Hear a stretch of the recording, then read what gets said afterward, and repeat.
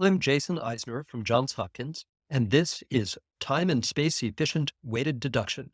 This paper presents a meta-theorem.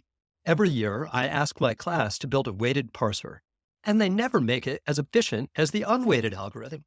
But it's always possible. I'm going to show you a general trick. Hey, here's how to speed up Early's algorithm. Wait a minute. This looks like some kind of deduction rules. How is that an algorithm?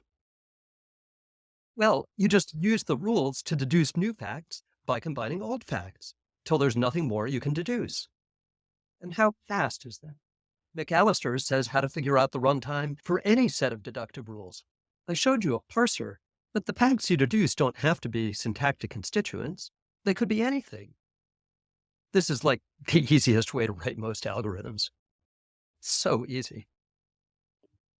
Well, can you sketch the deduction method? Forward chaining? It works for lots of problems. Normally it's linear time if you index the nodes right. What if you deduce the same fact twice? Just remember it's a duplicate and don't deduce from it again, like depth first search. But what if it changed its value? Like you found a new way to derive this constituent, so its probability goes up. Then you have to send the new value onwards. Oh, I assumed the only value a fact can have is true. If you derive it again, it doesn't get any truer. But I want these facts to have weights. Why? Well, could be vector embeddings. Or I want to count the number of parses as in this drawing. We'll sum their probabilities, or get their entropy.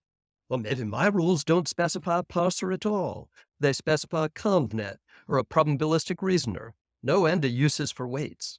Okay, if the value changes, then just send the new value onward. But then the runtime will go up because I've followed the same edge multiple times. Okay, you're right.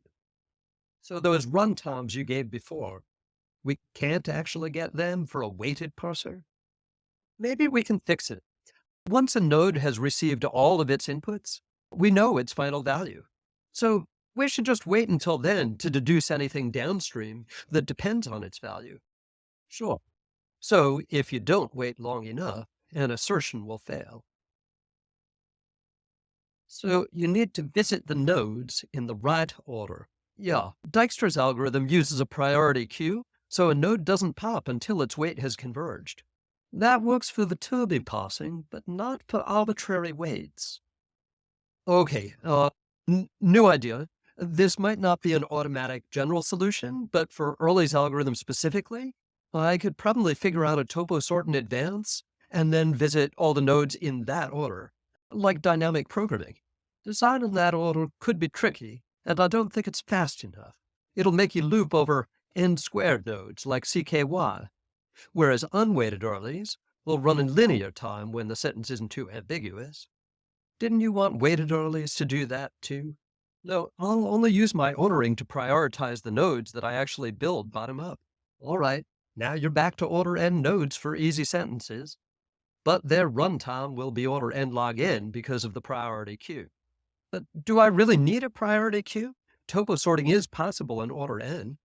That's if you have the graph already. I can build the graph fast with the unweighted method. Then I can topo sort it. That's okay on runtime, I guess. But storing the graph would take n cubed space. Okay, so I won't store the edges. I'll just recompute them on the second pass. All right. Can you topo sort that way? Sure, just start at the root and fill in the weights recursively. It's just DFS, like this. But is it as fast?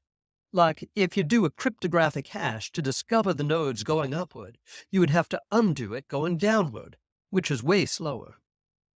So, to be totally general, I'll just go upward, twice. On the first pass, I'll keep track of how many in edges each node gets. I'll just increment a counter at that node whenever I deduce its fact. This animation displays the counter as the number of arrowheads left at the node. On the second pass, I'll redo the work.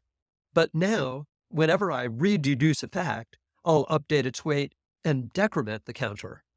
When the counter hits 0, the node has gotten all its inputs, so its weight has converged and is ready to propagate. That works. It's using Kahn's algorithm.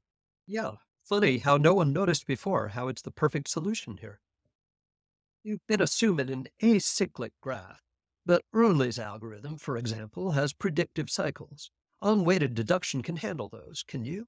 I could switch to Tarjan's algorithm, which will detect the cycles.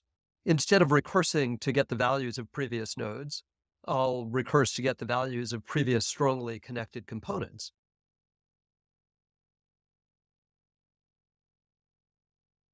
And this can still be made efficient. We got to a result. Yeah, the paper tries to survey all the algorithmic options. I'm told you'll enjoy reading it. And if your problem fits into our simple general framework, then we have a simple general solution that gives you optimal runtimes automatically.